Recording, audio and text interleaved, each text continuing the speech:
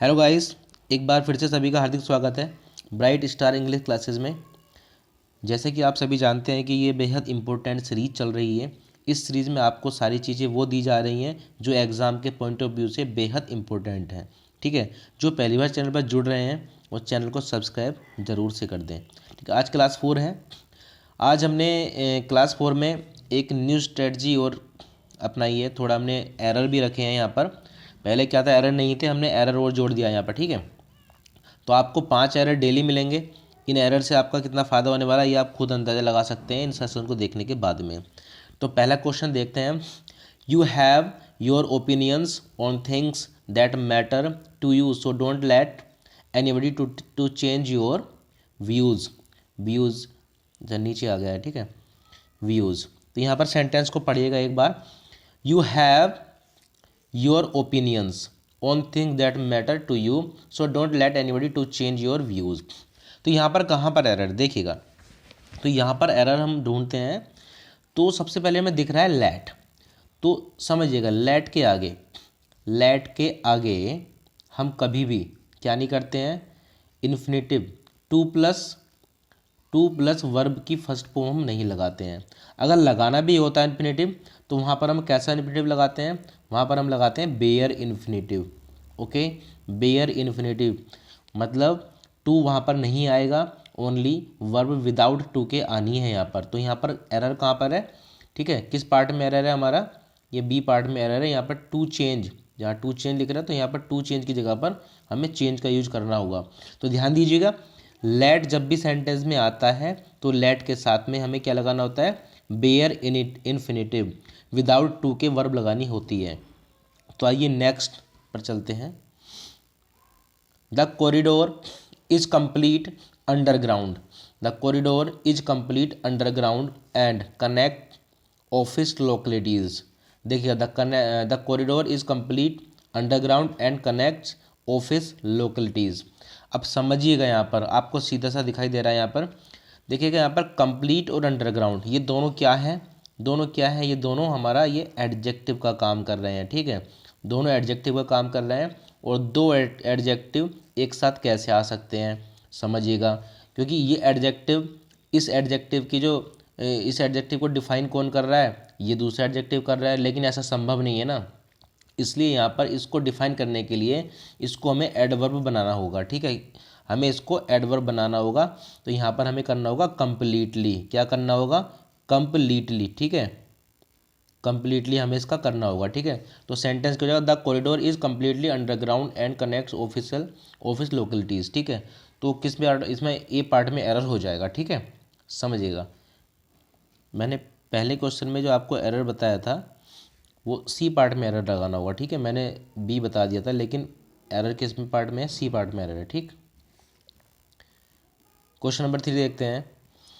Apple is launched it's iPhone 6 and iPhone 6 plus models in India. कि Apple ने जो है क्या कर दिया है, एप्पल के द्वारा ये लॉन्च कर दिया गया है। ठीक है, तो यहाँ पर इज लॉन्च ना करके हमें ओनली लॉन्च्ड करना पड़ेगा। ठीक है, जब भी कोई ऐसी चीज़ आती है, कोई लॉन्च करने की बात आती है, ठीक है, या कोई लॉन्च हुआ है या कर दिया गया है, ठीक है, तो वहाँ पर क्या है, अब यहाँ एप्पल क्या है, ये कंपनी है। ठीक है, कंपनी है तो कंपनी में काम करने वाले तो पर्सन है ना, तो पर्सन ही तो लॉन्च कर रहे हैं उसको।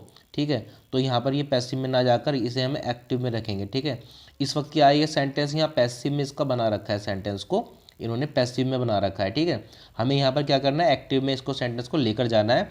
तो क्या हो जाएगा, Apple launched it's iPhone 6 and iPhone 6 plus models in India. ठीक है, तो यहाँ पर इसको हम एलिमिनेट कर देंगे, यहाँ पर सीधा एप्पल लॉन्च्ड। तो किस पार्ट में एरर, हमारा ए पार्ट में एरर हो गया है। ठीक है, तो नेक्स्ट देखते हैं question 4।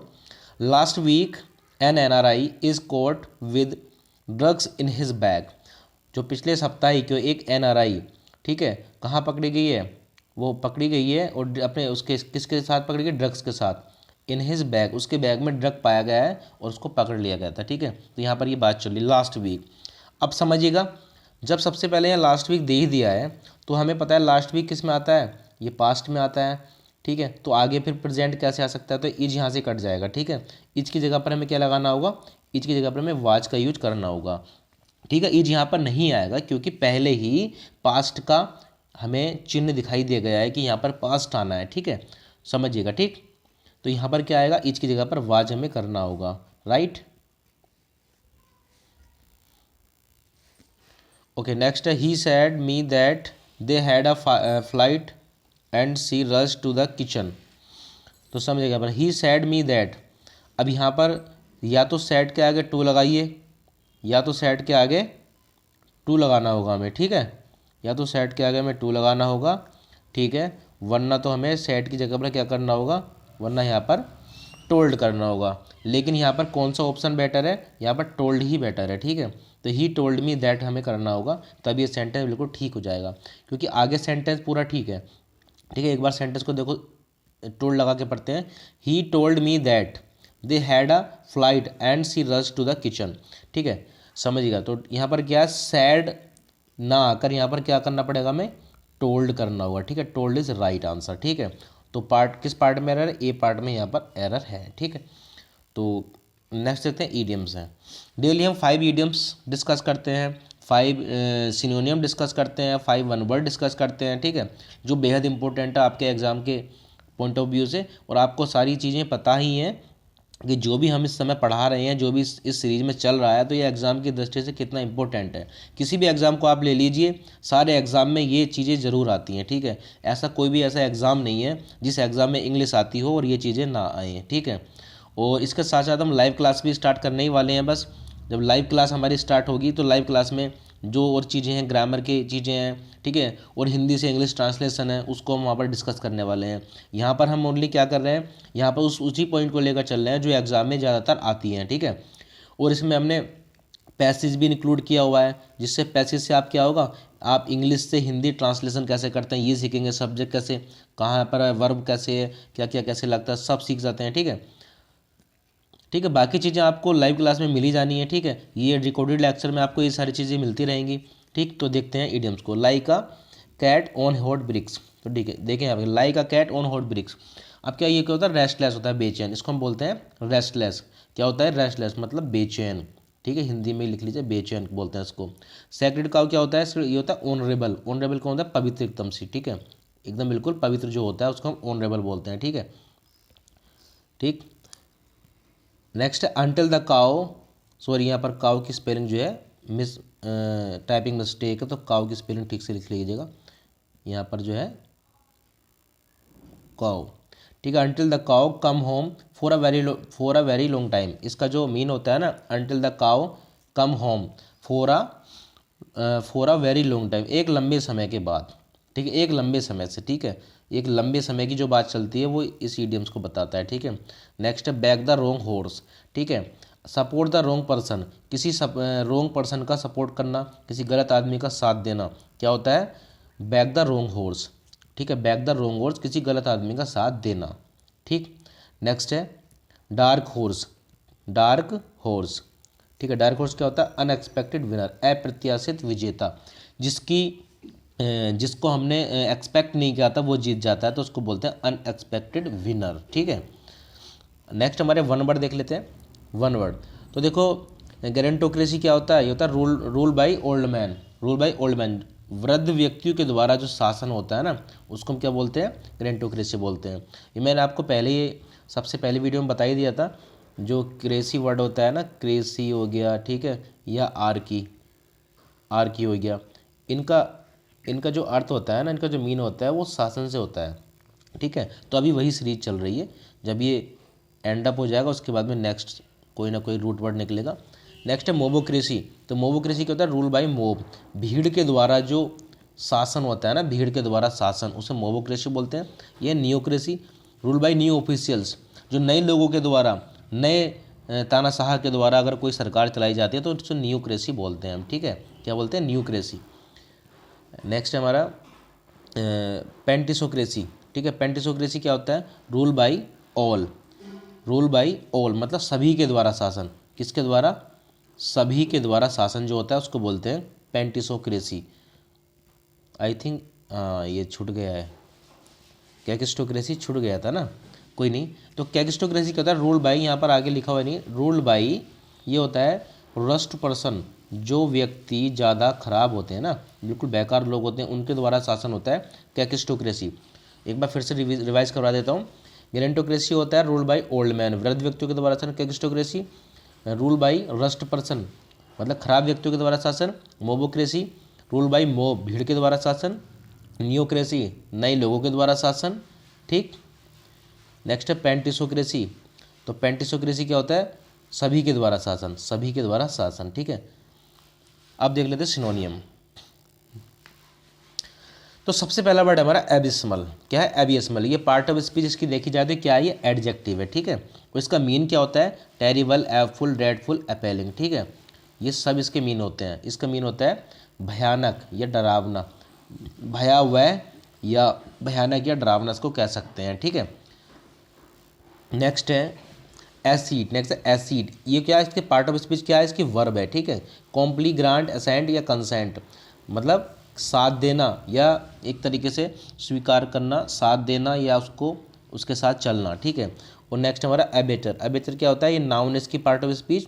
Accomplice, partner in crime, co-conspirator. ठीक है, ये होता है किसी भी क्राइम में साथ देना, किसी भी गलत काम में साथ देना, तो वो होता है एक्म्प्लाइज करना, एबेटर करना। ठीक है, या को कॉन्स्पिरेटर, ये क्या होता है? किसी भी काम में साथ देना, किसी गलत काम में। ठीक है, और एसिड ये सहमति होती है, कॉम्प्ली, ग्रांट। ठीक, नेक्स्ट है एब्ज्योर। तो एब्ज्योर क्या होता है? एब्ज्योर पार्ट ऑफ स्पीच की बात हो तो ये वर्ब है।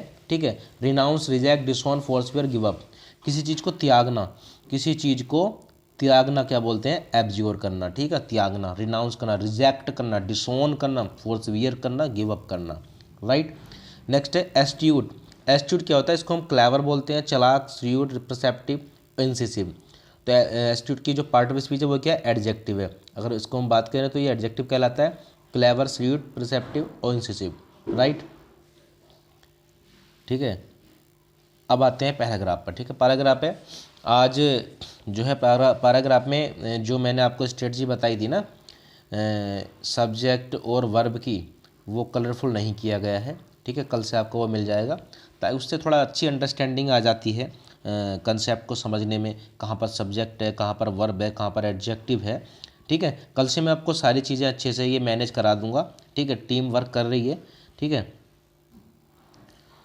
तो सबसे पहले देखते हैं the use of magic and religion to cure illness, world wide spread in ancient Egypt. क्या देखो, uses of magic and religion, जो जादू और धार्मिक तरीके से जो तरीके थे, वेज थे इलनेस को क्योर करने के, were wide spread in ancient Egypt. Egypt मतलब मिस्र। एंशिएंट इजिप्ट में क्या होता था ना, पहले जो है ना रिलीजियन से और मैजिक से रिलेटेड जो चीज़ें थी इलनेस को क्योर करने की, वो अच्छे से ज़्यादा तरीके से फैली हुई थी। ठीक है, नेक्स्ट है आगे the effectiveness was most likely due to the placebo effect. ये प्लेसिबो इफेक्ट होता है किसी मेडिसिन का, जो हार्मफुल मेडिसिन होती है ना, उनका इफेक्ट होता है वैसे। That is people felt well just because they believed that incantation and magical ingredients were effective. अब लोगों को देखो ये विश्वास था, क्या था? लोगों को जो है ना, लोग ये महसूस भी करते थे। ठीक है, लोगों को ये विश्वास था। ठीक है, क्या विश्वास था? जो मंत्र की इनकेंटेशन होता है, मंत्र, जो मंत्र उच्चारण होता है, और जो मैजिकल जादुई इंग्रेडिएंट्स जो होते थे, अवयव होते, तत्व जो होते थे, वो क्या थे? इफेक्टिव थे। लोगों को अच्छे से ये विश्वास है कि भी जो वो चीज़ें होती थी ना, ये अभी भी विश्वास है कि वो ज़्यादा इफेक्टिव थे, इसलिए लोग उन पर विश्वास भी ज़्यादा करते थे।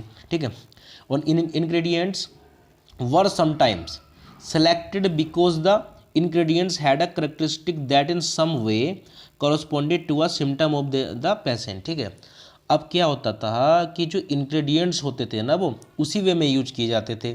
ठीक है, वो थोड़ा मैच भी करते थे, जो सिम्टम होते थे पेशेंट के, जो रोगी के जो लक्षण होते थे ना, वो उससे मैच करके किए जाते थे। उदाहरण के लिए यहाँ पर देखो दे रखा है एन ऑस्ट्रिच एग, एग्जाम्पल के तौर से, was included in the treatment of a broken school.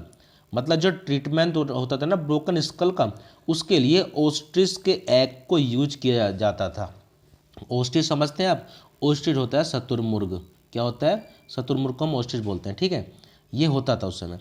ठीक है, अब देखिएगा आगे अब देखो आगे देखते हैं एमुलेट्स। एमुलेट्स क्या होता है? एमुलेट्स बोलते हैं ताबीज को। एमुलेट्स होता है ताबीज। क्या होता है ये? ताबीज। ताबीज समझते हैं ना, जैसे कोई चीज़ बांध लेते हैं गले में, वो ताबीज होता है, ठीक है। तो amulets were often worn for magical purposes, ठीक है। वन एमुलेट, ठीक है, one amulet representing the girdle of Isis was intended to stem the flow of a blood and at miscarriage, ठीक है, मिसकैरेज में। जो एमुलेट्स होते थे, जो ताबीज होते थे, वो ऑफन हम जो ज़्यादातर पहने जाते थे मैजिकल पर्पस के लिए पहने जाते थे। और एक एमुलेट जो एक ताबीज होता था वो रिप्रेजेंटिंग करता था ग्रेडल ऑफ इसिस को, ठीक है। इसिस जो है ना पुराने ज़माने में उसको बोलते थे, मिस्र के उनको बोलते थे, ठीक है। वाज इंटेंड, उसका जो इरादा होता था क्या होता था, ये होता था to stem the flow of blood, उसका जो ब्लड का जो फ्लो था ना मिसकैरेज में, उसको रोकने का काम करता था। ये उनका विश्वास था और ये काम भी करते थे उनके ज़माने में। ये सभी की बातें सारे मतलब जो पुराने लोग होते थे उनके मुँह से सुनी जाती हैं अभी भी। उसी के ऊपर ये स्टोरी है हमारी, ठीक है। तो मैं आशा करता हूँ ये स्टोरी आपको अच्छे से समझ में आई होगी, और ये भी मैं आशा करता हूँ कि ये जो सेशन आपको बहुत अच्छा लग रहा होगा, ठीक है। तो जो भी इस चैनल पर नए जुड़ रहे हैं, जो नए आ रहे हैं, उनको चैनल को सब्सक्राइब करना चाहिए ताकि सारी वीडियो मेरी उनके पास पहुँच सके। और देखिएगा आज से या कल से, ठीक है, आज से या कल से लाइव स्टार्ट होने वाला है। लाइव में मैं बताता हूँ आपको लाइव में हम क्या क्या पढ़ने वाले हैं। लाइव में हम सबसे पहले देखो क्या पढ़ेंगे। लाइव में सबसे पहले हम टेंस को कवर करेंगे, ठीक है, टेंस को कवर करेंगे, ठीक है। उसके बाद एक्टिव पैसिव कवर करेंगे, उसके बाद हम डायरेक्ट इनडायरेक्ट कवर करेंगे। इन सब चीज़ों को कवर करने के बाद में फिर हम क्या करने वाले हैं, फिर हम करने वाले हैं, हम एक पैसेज लिया करेंगे, हम हिंदी का एक पैसेज लिया करेंगे, उसको हम ट्रांसलेट करेंगे किस में, इंग्लिश में, ठीक है। उसको हम ट्रांसलेट किया करेंगे इंग्लिश में। उससे हमें क्या मिलेगा, उससे हम सब्जेक्ट को जानेंगे, वर्ब को जानेंगे, एडजेक्टिव को जानेंगे, जितने भी पार्ट ऑफ स्पीच होती है सभी को जानेंगे, ठीक है। और उससे हमें क्या फ़ायदा मिलेगा, बेनिफिट क्या होंगे उससे। देखो बेनिफिट्स की बात कर लेते हैं, बेनिफिट्स क्या होने वाले हैं उससे। तो बेनिफिट्स ये होने वाले हैं हमारे उससे, सबसे पहले हमारी स्पोकन भी सुधरेगी, ठीक है, राइटिंग भी सुधरेगी, ठीक है। राइटिंग भी हमारी वहाँ से ठीक होने वाली है, स्पोकन भी हमारी वहाँ से ठीक होने वाली है, ठीक है। ग्रामर भी वहाँ से हमारी ठीक होने वाली है, ठीक है, ये चलेगा। और जो रिकॉर्डेड लेक्चर है इसके साथ साथ पूरी ग्रामर, ठीक है, ग्रामर के फुल टॉपिक सॉरी ग्रामर के फुल टॉपिक मैं आपको रिकॉर्डेड लेक्चर में सारे बना के दे दूंगा, ठीक है। तो आपको कहीं से कहीं तक कमी नहीं आने वाली है। और ये जो सीरीज चल रही है हमारी प्रेजेंट में, एट प्रेजेंट, ये बेहद इंपॉर्टेंट है, इसका तो कोई तोड़ ही नहीं है, ठीक है। आप टेंशन ना लीजिएगा, यूट्यूब पर गर्दा मचा देंगे बिल्कुल, ठीक है। तो धन्यवाद। चैनल को लाइक और सब्सक्राइब ज़रूर से कर दें, शेयर भी कर दें, ठीक है। ओके।